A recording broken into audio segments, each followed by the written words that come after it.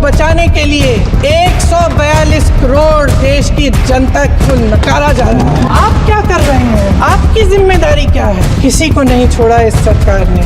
देशद्रोही कह के इन्होंने देश का पूरा माहौल भय से भर दिया है। आप हंस रहे हैं, लेकिन ये गंभीर बात है। इनकी मीडिया की मशीन झूठ फैलाती है, तरह तरह के आरोप लगाती है, और शायद वह भी भय में ही है। भय फैलाने के इतने आदी हो गए हैं, चर्चा से डरते हैं, आलोचना से घबराते हैं।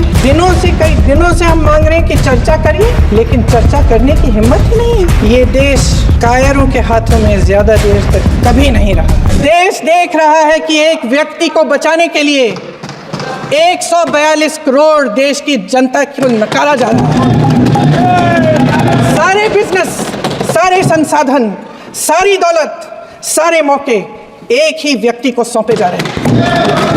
सारे बंदरगाह, एयरपोर्ट्स, सड़कें, रेलवे का काम, कारखाने, खदानें, सरकारी कंपनियां सिर्फ एक व्यक्ति को दी जा रही है। जनता के मन में हमेशा ये विश्वास होता था कि अगर कुछ नहीं है तो संविधान हमारी सुरक्षा करेगा, मगर आज आम लोगों के बीच ये धारणा बनती चली जा रही है कि सरकार सिर्फ मुनाफे के लिए चल रही है। देश में बहुत तेजी से गैर बराबरी बढ़ रही है। जो गरीब है वो और गरीब हो रहा है, जो अमीर है वो और अमीर हो रहा है। इस सरकार ने आर्थिक न्याय की भी सुरक्षा कवच तोड़ दिया है। राजनीतिक न्याय की जब बात होती है, मेरे सत्ता पक्ष के साथी आज खड़े हुए और तमाम गिनती करने लग गए कि ऐसा हुआ वैसा हुआ, 1975 में जो हुआ, तो सीख लीजिए ना, आप भी सीख लीजिए। आप भी अपनी गलतियों के लिए माफ़ी मांग लीजिए। आप भी बैलेट पे चुनाव कर लीजिए। आप भी बैलेट पे चुनाव कर लीजिए। दूध का दूध, पानी का पानी हो जाएगा। आप राजनीतिक न्याय की बात करते हैं, सरकारों को पैसों के बल पर गिरा देते हैं। मेरा आग्रह है कि अपन संविधान में सकारात्मक बोले।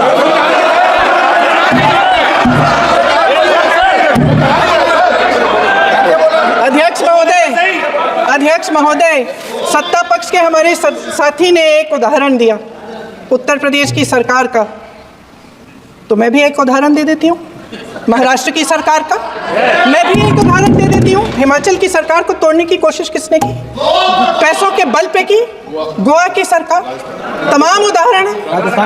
क्या ये सरकारें जनता ने नहीं चुनी थी? क्या संविधान इन पर लागू नहीं था? पूरी देश की जनता जानती है कि इनका, हंसती है, जानती है कि इनके यहाँ तो वॉशिंग मशीन है, तो यहाँ से वहाँ जाता है वो धुल जाता है। इस तरफ दाग, उस तरफ स्वच्छता। और मेरे कई ऐसे साथी हैं जो इस तरफ होते थे उस तरफ चले गए, मुझे दिख भी रहे हैं, वॉशिंग मशीन में शायद धुल गए हैं। अध्यक्ष महोदय, जहाँ भाईचारा और अपनापन होता था, जहाँ हमारे संविधान ने एकता का सुरक्षा कवच दिया था, वहाँ शक और घृणा के बीज बोए जा रहे हैं। एकता का सुरक्षा कवच तोड़ा जा रहा है। प्रधानमंत्री जी यहाँ सदन में संविधान की किताब को यूं माथे से लगाते हैं, लेकिन संभल में, हाथरस में, मणिपुर में जब न्याय की गुहार आती है, उठती है, तो उनके माथे पे शिकन तक नहीं आता।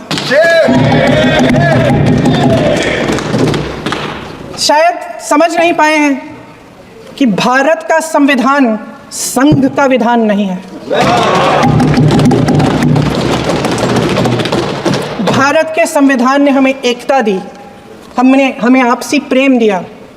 उस मोहब्बत की दुकान जिस पर आपको हंसी आती है, उसके साथ करोड़ों देशवासी चले। करोड़ों देशवासियों के दिल में एक दूसरे के लिए प्रेम है, घृणा नहीं है। इनकी जो विभाजनकारी नीतियां हैं, उसका नतीजा हम रोज देखते हैं। राजनीतिक फायदे के लिए संविधान को छोड़िए, देश की एकता को भी ये रख नहीं सकते। इसकी सुरक्षा नहीं कर सकते। हमने संभल में देखा, मणिपुर में देखा। दरअसल इनका कहना है कि अलग अलग इस देश के अलग अलग हिस्से हैं। कैमरा। लेकिन हमारा संविधान कहता है कि यह देश एक है और यह देश एक रहेगा। जहां खुला विवाद होता था, अभिव्यक्ति का सुरक्षा कवच होता था, इन्होंने भय का माहौल पैदा किया है। सत्ता पक्ष के मेरे साथी अक्सर 75 सालों की बात करते हैं, लेकिन इन 75 सालों में ये उम्मीद, आशा, ये अभिव्यक्ति की ज्योति कभी थमी नहीं, कभी बुझी नहीं। इस देश की जनता ने खुलकर आलोचना की, निडर होकर धरने किए, प्रदर्शन किए। जब जब जनता नाराज हुई तब तब सत्ता को ललकारा, उसे चेतावनी दी, बड़े से बड़े नेताओं को कटघरे में खड़ा किया, उनसे जवाब मांगा, न्याय मांगा। इस देश के छोटे छोटे से नुक्कड़ की दुकानों में, चाय की दुकानों में, इस देश के घरों में, गलियों में, मोहल्लों में, अखबारों में, प्रकाशन घरों में, न्यायपालिकाओं में चर्चा कभी बंद नहीं हुई। लेकिन आज ये माहौल नहीं है। आज जनता को सच बोलने से डराया जाता है, धमकाया जाता है। पत्रकार हो या विपक्ष का नेता हो या किसी यूनिवर्सिटी का प्रोफेसर हो, छात्र संघ हो या कर्मचारियों का संगठन हो, सबका मुंह बंद कराया जाता है। किसी पे ईडी, किसी पे सीबीआई, किसी पे इनकम टैक्स, फर्जी मुकदमे लगवाए जाते हैं, जेल में डाल दिया जाता है। विपक्षी नेताओं को जेल में डाल दिया जाता है, उनको सताया जाता है। किसी को नहीं छोड़ा इस सरकार ने। देशद्रोही कह के उत्तर प्रदेश में मुझे याद है कुछ अध्यापिकाएं प्रदर्शन कर रही थी, उन पर मुकदमा डाल दिया देशद्रोही का, उन्हें देशद्रोही कह दिया। इन्होंने देश का पूरा माहौल भय से भर दिया है। इनकी मीडिया की मशीन झूठ फैलाती है, तरह तरह के आरोप लगाती है, और शायद वह भी भय में ही है। महोदय, मैं इस सदन को याद दिलाना चाहती हूँ कि ऐसा डर का माहौल देश में अंग्रेज़ों के राज में था। जब इस तरफ बैठे हुए गांधी की विचारधारा वाले लोग आज़ादी की लड़ाई लड़ रहे थे और उस तरफ वाली विचारधारा वाले लोग भय में रहकर अंग्रेज़ों के साथ साठ-गांठ कर रहे थे। लेकिन अध्यक्ष महोदय, भय का भी अपना स्वभाव होता है। भय फैलाने वाले हमेशा भय का खुद शिकार बन जाते हैं। ये प्रकृति का नियम है। आज इनकी भी यही हालत हो गई है। भय फैलाने के इतने आदी हो गए हैं कि खुद भय में रहने वाले हैं, चर्चा से डरते हैं, आलोचना से घबराते हैं। कई दिनों से हम मांग रहे हैं कि चर्चा करिए,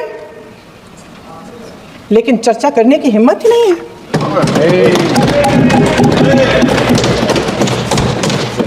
एक कहानी होती थी अध्यक्ष महोदय, शायद बचपन में आपने भी सुनी होगी। राजा भेष बदलकर बाजार में आलोचना सुनने जाता था। ये सुनने जाता था कि प्रजा मेरे बारे में क्या कह रही है, मैं सही रास्ते पे चल रहा हूँ कि नहीं। लेकिन आज का राजा